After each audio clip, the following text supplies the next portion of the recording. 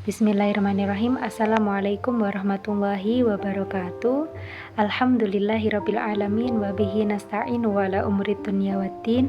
Assalatu wassalamu ala asrofil anbiya'i wal mursalin sayyidina wa maulana Muhammadin wa ala alihi wa sahbihi ajma'in, amma ba'du.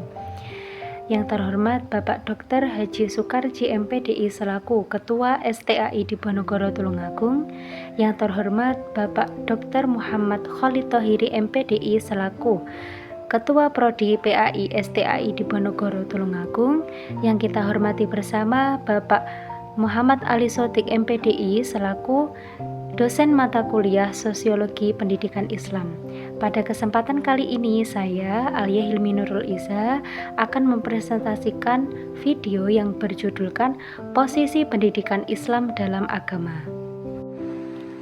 Kita ke pembahasan yang pertama.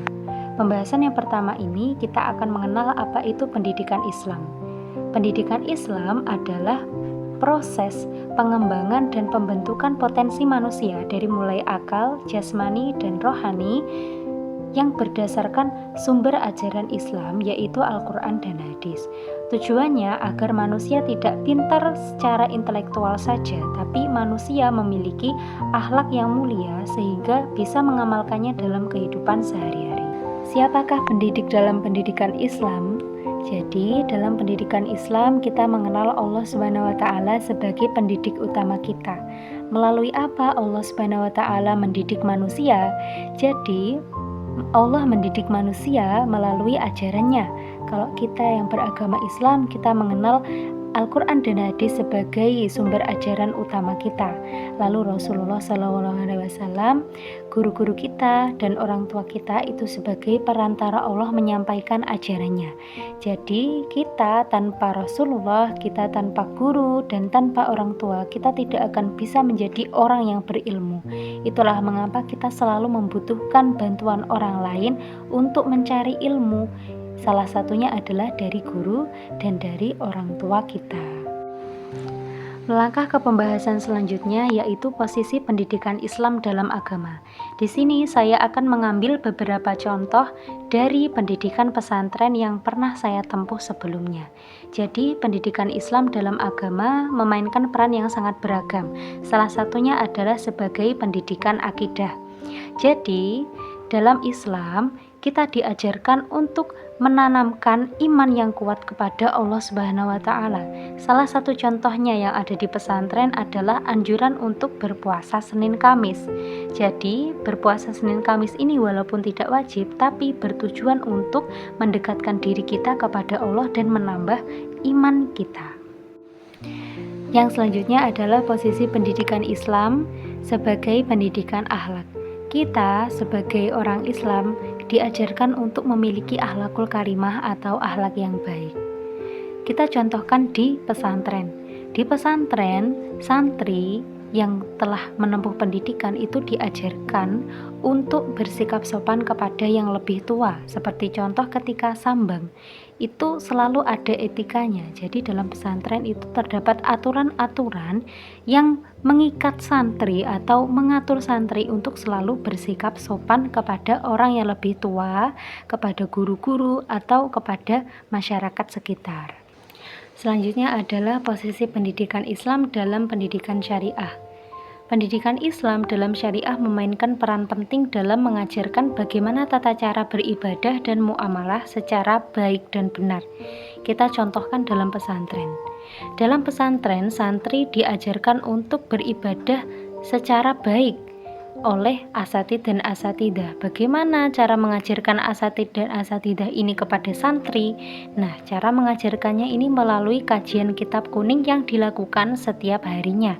Jadi, melalui itu santri bisa dengan mudah mengetahui bagaimana tata cara beribadah secara baik dan benar.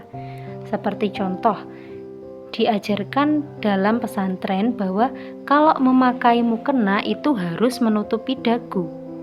Nah, tanpa adanya ajaran dari asatidz dan asatidah ini, santri itu tidak tahu bahwa memakai mukena itu harus menutupi dagu dan mereka akan seenaknya memakai mukena bahkan tidak menutupi dagunya sendiri. Selanjutnya adalah posisi pendidikan Islam dalam pendidikan intelektual. Kita mengenal sebuah hadis yang berbunyi utlubul ilma walau biswin, yang artinya tuntutlah ilmu walaupun sudah sampai ke negeri Cina.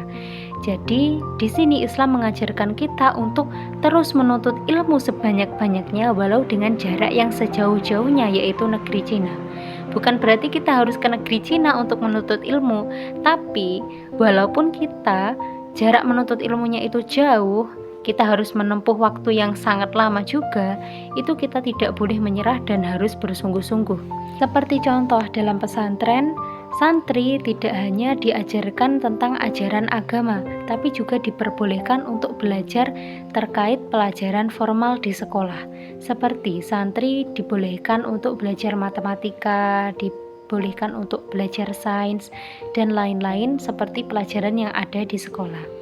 Juga suatu pesantren tidak hanya berisi santri yang berasal dari daerah sekitar, tapi juga bisa dari luar kota, bahkan luar negeri.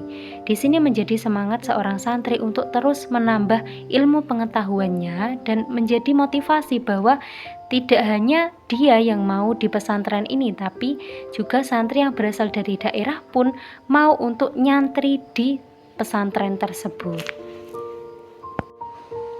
Selanjutnya adalah posisi pendidikan Islam dalam pendidikan sosial dan kepemimpinan.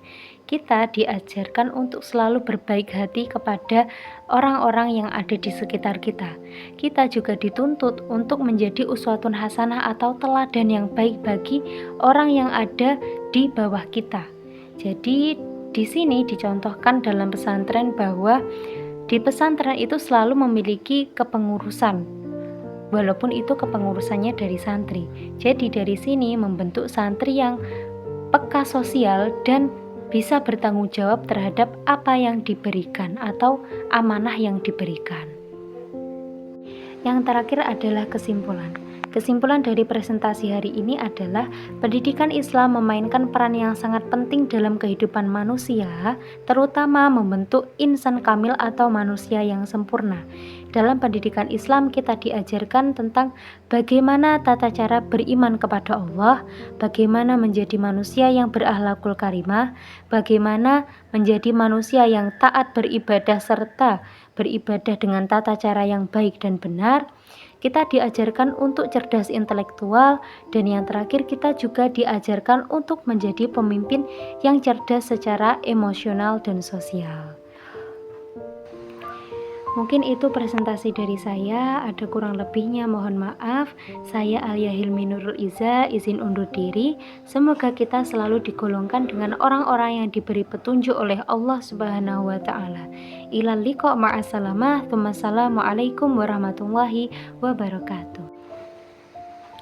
Bagi kalian yang ingin berkuliah STAI Diponegoro Tulungagung, jawabannya kenapa? Karena di sini diampu oleh tenaga pendidik yang profesional, yang nantinya ilmu yang diajarkan kepada kalian akan bermanfaat bagi kalian di masa depan. Berlokasi strategis di tengah kota, menjadikan STAI Diponegoro Tulungagung ini memiliki daya tarik tersendiri. Jadi, untuk kalian yang masih bingung kuliah di mana, STAI Diponegoro Tulungagung jawabannya.